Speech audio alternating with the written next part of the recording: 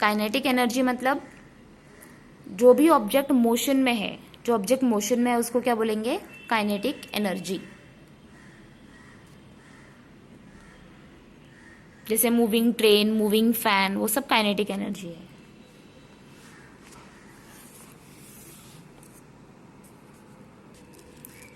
Kinetic energy का derivation ये compulsory करना ही है। एक मिनट। तो इसमें देखो मास को क्या लिया है? m। Moves with uniform velocity, uniform velocity is taken as u।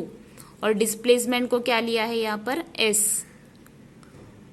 Force को क्या लिया है? F।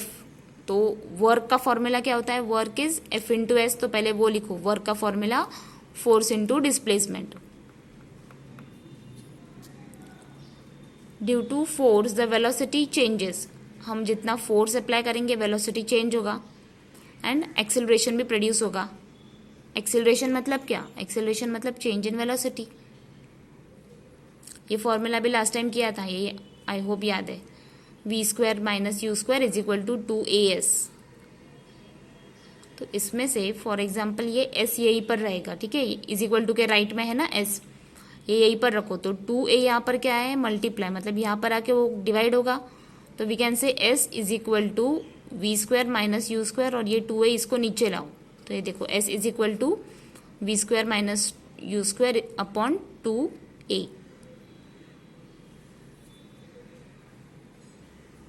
और ये वाला फॉर्मूला भी हमें मालूम है, F is equal to mass into acceleration. So अभी 3 है, ठीक है, ये एक फॉर्मूला, ये और ये तीनों भी याद रखो। अब मेन ये वाला है, work is equal to force into displacement, ये वापस लिखो यहाँ पर। फिर क्या करो? W is equal to F. अभी F में कौन सा वैल्यू डालोगे? ये वाला वैल्यू, ठीक है। मेन हमारा इक्वेशन ये है, ये दोनों हमें सब्स्टिट्यूट करना है। तो इसलिए यहाँ पर जिसमें भी F दिखेगा वो F में F का वैल्यू डाल दो। F का वैल्यू कितना है? ma। तो इसलिए देखो वापस लिखा, F में क्या डाला? ma डाला। और S का वैल्यू कितना है? S का वैल्यू ये पूरा है, पूरा, तो S में ये पूरा डाल दो। तो W is equal to F into S. F निकाल के ma डाला, S निकाल के ये डाला, F निकाल के ma डाला, S निकाल के ये वाला पार्ट डाल दिया। फिर इसको कंबाइन करो, इसको कंबाइन करोगे तो क्या होगा? ये 2 तो अलग से निकला, तो ये डिनोमिनेटर है, न्यूमरेटर में कुछ भी नहीं है, मतलब 1। सो इसके 1/2 लिखा। m a तो कट हो गया, एक ऊपर एक नीचे, मतलब वो कट हो जाएगा, तो बचेगा सिर्फ m V square minus U square, m V square minus U square. Initial velocity तो 0 होगा क्योंकि ऑब्जेक्ट स्टार्ट्स फ्रॉम रेस्ट। तो इनिशियल 0 है, मतलब बचा क्या फिर? Initial means u। अगर u 0 है तो फिर बचेगा क्या? सिर्फ v बचेगा। फिर W is equal to half m, और ये v स्क्वायर बचा क्योंकि ये तो 0 है ना। तो इसलिए फॉर्मूला क्या आया वर्क डन का? Half M V square. तो काइनेटिक एनर्जी का फॉर्मूला क्या है? Half M V square. ये पूरा डेरिवेशन करना है, ठीक है। सो इसमें सबसे इंपॉर्टेंट कौन सा है? Work is equal to force into displacement. But ये इक्वेशन में हमें ये 2 इक्वेशन सब्स्टिट्यूट करना है। तो ये वाला ठीक से पहले लर्न करो, force is equal to mass into acceleration का, और ये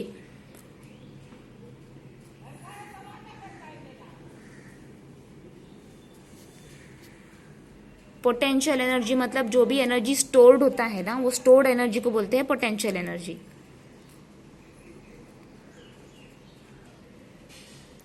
जैसे कोई ऑब्जेक्ट्स होता है जो हाइट पर स्टोर्ड हो या कोई टेबल पर रखा हो, तो वो अगर हम नीचे छोड़ देंगे तो वो नीचे गिर जाएगा टेबल से, है ना। तो कोई ज़मीन से, मतलब अर्थ सरफेस से जो भी ऑब्जेक्ट हाइट पर रखा हो उसमें पोटेंशियल एनर्जी होता है। ऐसे ही डैम का वाटर है, वाटर भी स्टोर्ड होता है ना, तो उसमें पोटेंशियल एनर्जी है। या कोई टॉयज होता है जो कीज पर चलते हैं, वो भी कौन सा एनर्जी है? Potential energy. सो इसलिए energy possessed by body due to position और shape, it's called potential. Position का तो एग्जाम्पल मैंने दिया, हाइट पर स्टोर्ड है मतलब वो पोजिशन हुआ ना, तो वो पोटेंशियल एनर्जी है। और शेप जैसे इसमें दिया है, देखो कॉइल का शेप, ये भी पोटेंशियल है।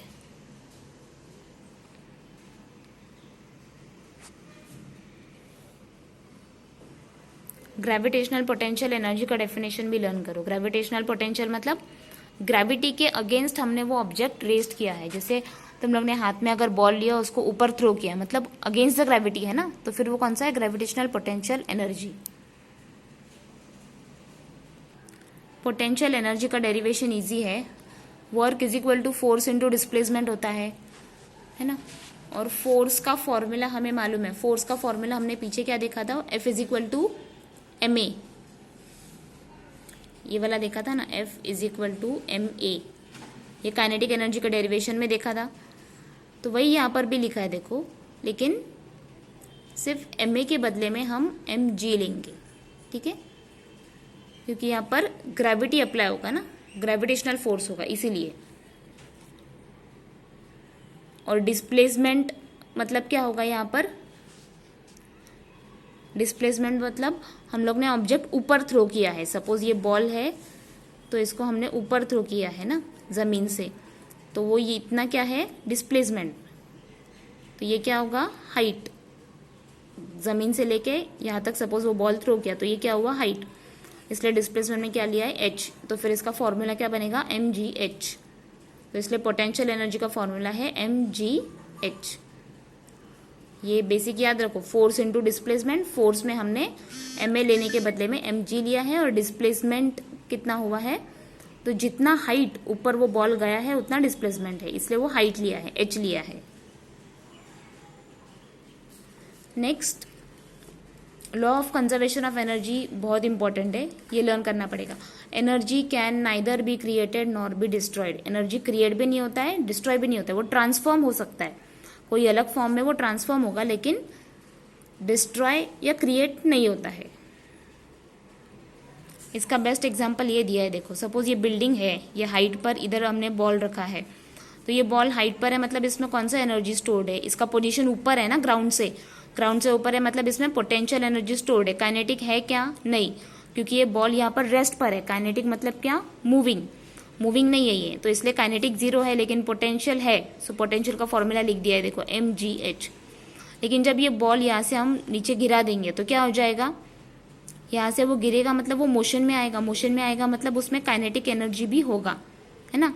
इनफैक्ट काइनेटिक एनर्जी बढ़ते जाएगा, स्पीड से आएगा ना वो, लेकिन पोटेंशियल एनर्जी कम होते जाएगा। तो इसलिए ये इंक्रीज है काइनेटिक एंड पोटेंशियल डिक्रीज। लेकिन जब वो जमीन पर आएगा तभी, ग्राउंड लेवल पर आएगा तभी उसमें पोटेंशियल होगा ही नहीं, काइनेटिक विल बी मैक्सिमम। सो यहाँ पर पोटेंशियल मैक्सिमम है ऊपर, काइनेटिक जीरो, एंड यहाँ पर उल्टा है, kinetic is greater than potential. ये पैराग्राफ भी पूरा लर्न करना है, ये जो मैंने अभी एक्सप्लेन किया वही है पूरा paragraph. A mass of body, mass को m लिया है, raise to height at a, it's potential energy is maximum, मतलब ये हाइट पर a लिखा है ना, वहाँ पर पोटेंशियल एनर्जी मैक्सिमम है, और काइनेटिक जीरो है। देखो काइनेटिक जीरो है क्योंकि ऑब्जेक्ट स्टेशनरी। काइनेटिक कभी होता है जब ऑब्जेक्ट मोशन में होगा, तो इसे ये ऑब्जेक्ट स्टेशनरी है तो kinetic is zero. When ball falls at b मतलब यहाँ तक जब वो बॉल आएगा तो उसका हाइट जो है वो डिक्रीज हो रहा है, मतलब पोटेंशियल एनर्जी डिक्रीज हो रहा है, और काइनेटिक में वो ट्रांसफॉर्म होकर काइनेटिक इंक्रीज हो रहा है। और जब वो ग्राउंड लेवल पे आएगा तब उसका हाइट तो जीरो है, so kinetic will be more than potential. Decrease in potential, increase in kinetic. यहाँ पर पोटेंशियल ज्यादा था, फिर काइनेटिक बढ़ते गया, यहाँ पर काइनेटिक मैक्सिमम हो गया। तो इसमें से क्या समझा हमें? Transformation of gravitational potential energy into kinetic energy. Energy transform हुआ है, एनर्जी यहाँ पर क्रिएट या डिस्ट्रॉय हुआ है क्या? नहीं। किसमें से किसमें ट्रांसफर हुआ? पोटेंशियल से वो ट्रांसफर हुआ काइनेटिक में। पावर का भी लर्न करो। पावर कैसे समझेगा? Work upon time. वर्क का यूनिट है जूल्स, टाइम का है सेकेंड्स, और पावर का क्या है? वैट। 1 किलोवाट, ये सब भी लर्न करना पड़ेगा। 1 kilowatt is equal to 1000 watts, and 1 kilowatt is equal to 1000 joule per second.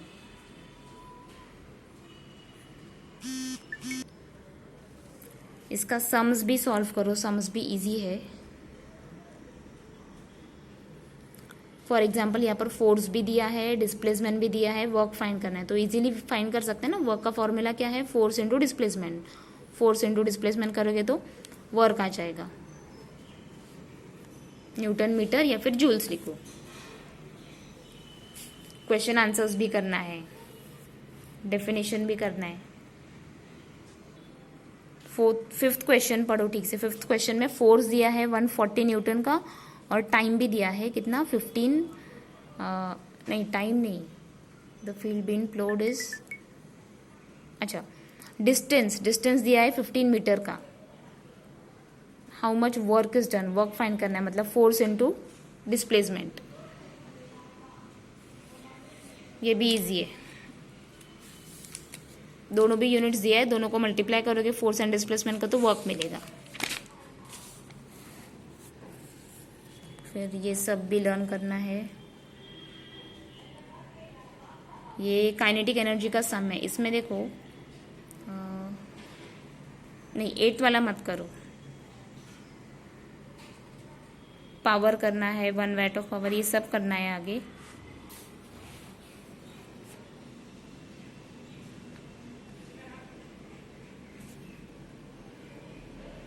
ये वाला भी करना है।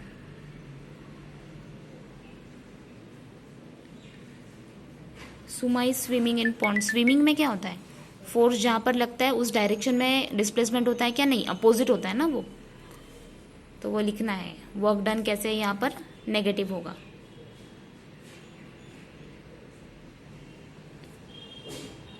ये फर्स्ट क्वेश्चन भी कर लो पूरा, ये इजी है। और very short answers and short answers ये भी करना है, इंक्लूडिंग डेरिवेशन, क्योंकि डेरिवेशन भी अभी डिस्कस किया है। सिर्फ जो सम्स नहीं आएगा वो सम्स मत करो, वो सम्स हम बाद में करेंगे। अगर कोई आया नहीं डिफिकल्ट होगा तो, अदरवाइज करना है।